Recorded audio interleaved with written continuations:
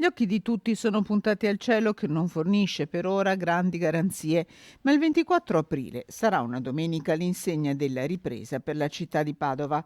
Tutto il perimetro all'interno delle mura cinquecentesche sarà bloccato dalle 8.30 alle 18.30 per l'ultima domenica ecologica dell'anno, ma a farla da padrona sarà la Padova Marathon, che riprende possesso del suo teatro naturale Prato della Valle. Dopo 2 anni sofferti, insomma, per la pandemia e che purtroppo non ci ha ancora abbandonato, ma quest'anno riusciamo a fare il nostro grande evento al completo, quindi torna la maratona, la mezza maratona e soprattutto anche la grande festa delle stracittadine. Partenze della maratona dallo Stadio Euganeo e della mezza maratona da Abano Terme, arrivo e partenze da Prato della Valle per le stracittadine, corse del tram ridotto e numerose le chiusure al traffico non solo a Padova ma anche nei comuni di Abano Terme, Montegrotto, Teolo, Selvazzano e Rubano.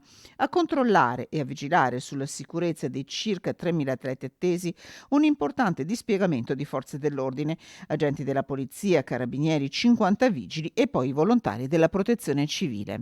La protezione civile della provincia mette in campo circa 6 distretti e all'incirca 400 uomini, quindi è un'organizzazione importante. Come ogni anno, insomma, nelle mani dei volontari si è al sicuro. Consegna dei pettorali in sala Rossini al Pedrocchi per i top runners che puntano alla vittoria della marathon. Tra loro l'etiope Fikadu Teferi Girma, il keniano Stanley Biwott, l'azzurra Anna Incerti. Ho detto prima o poi, prima di smettere, insomma, perché visto che sono più di 20 anni e all'età di 42 anni adesso dico anche ora di dire basta, quindi prima di smettere ho detto devo per forza passare per Padova, correre la maratona di Padova. Nel pomeriggio gli occhi della città saranno puntati sullo stadio Euganeo, dove il Calcio Padova si gioca con la Virtus Verona gli ultimi 90 minuti a disposizione per conquistare direttamente la promozione in Serie B.